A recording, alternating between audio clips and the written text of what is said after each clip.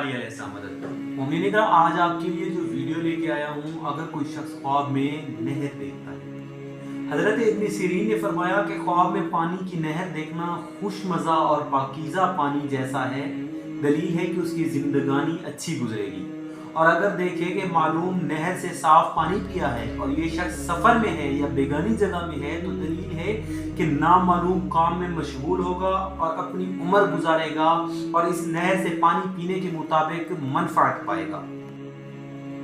اور اگر نہر کا پانی تلخ اور بے مزہ دیکھے تو سختی عیش اور خراب زندگانی کی دلیل ہے۔ حضرت ابن سیرین نے فرمایا کہ اگر کوئی نہر کا پانی صاف اور جاری دیکھے تو دلیل ہے کہ اس کا کام جاری رہے گا، اور اگر دیکھے کہ نہر کا پانی گدلا ہے تو دلیل ہے کہ اس کا کام تباہ اور بے انتظام ہوگا۔